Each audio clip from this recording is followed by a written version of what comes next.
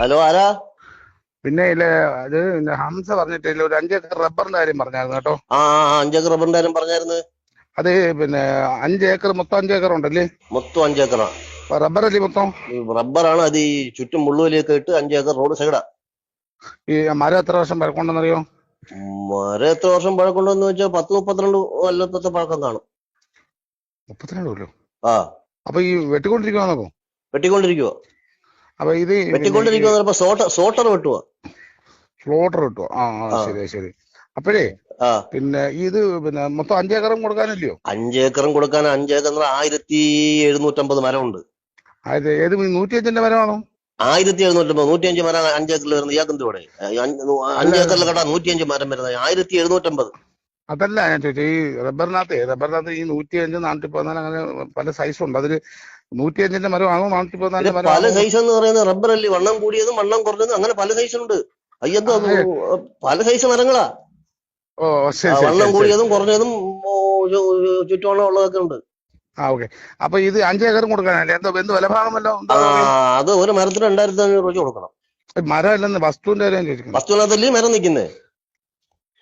അത് ശരി. പക്ഷെ ആ, നമുക്ക് ഈ 5 ഏക്കർ മൊത്തത്തിൽ മേടിക്കാൻ ഒരു പാർട്ടി 5 ഉണ്ടായിരുന്നു കേട്ടോ. ഏക്കർ മൊത്തത്തിൽ ഒന്നിച്ചേ അവർ കൊടുക്കത്തുള്ളൂ. ഈ 1750 മരം ഒന്നിച്ചേ അവർ കൊടുക്കും. ഒന്നിച്ചു കൊടുക്കുന്നു. ചില്ലറ ചില്ലറ കൊടുക്കത്തില്ല. അതെ ചോദിച്ചു. അപ്പൊ ഒരു ഏക്കറിന് എന്തോ വരും? ഒരു ഏക്കർ എന്ന് പറഞ്ഞാൽ നമ്മൾ ഇനി മരം എണ്ണിത്തിരിക്കണം. 5 ഏക്കറിൽ മൊത്തം 1700 മരം ആകുമ്പോൾ ഒരു ഏക്കറിൽ എത്ര മരം ഉണ്ടെന്ന് നമ്മൾ എണ്ണിത്തിരിക്കണം. എന്നിട്ട് എന്നിട്ട് അതനുസരിച്ച് വില കൊടുക്കണം.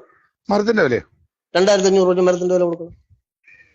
അല്ല മാഷെ, ഞാൻ അതല്ല ചോദിക്കുന്നത്. നമ്മൾ എനിക്ക് ആ റബ്ബർ മൊത്തത്തിൽ വസ്തു ഉൾപ്പെടെ മേടിക്കാനാ. വസ്തു ഉൾപ്പെടെ ഈ വസ്തുവിനകത്തല്ലേ റബ്ബർ നയിക്കുന്നത്. അതെ ചോദിച്ച, ഒരു ഏക്കറിന്റെ വില എങ്ങനെയാണ്?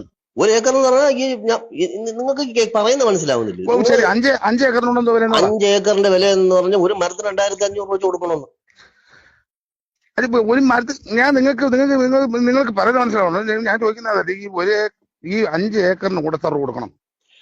ഒരു മരത്തിന് 1750 മരം, ഒരു മരത്തിന് 2500 നിങ്ങൾ പിന്നെ കൂട്ടിയോ ഗുണിച്ചോ നോക്കാമെന്ന് പറഞ്ഞുകൂടെ?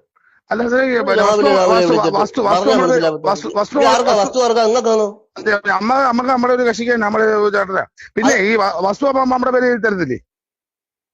വസ്തു ഞങ്ങൾ എഴുതി തരുന്ന മരത്തിന്റെ ആരും വലിയ പറയുന്നത്. എന്റെ പൊന്നു, നിങ്ങൾ പറയുന്നേ. ഞാൻ ഒരു കാര്യം ചോദിക്കട്ടെ. നിങ്ങൾക്ക് 5 ഏക്കർ നിങ്ങൾക്ക് എഴുതി തരും. നിങ്ങൾ മരം മുറിച്ചോളം പൊക്കോണം. വസ്തു അയാൾ ഉടയന്റെ.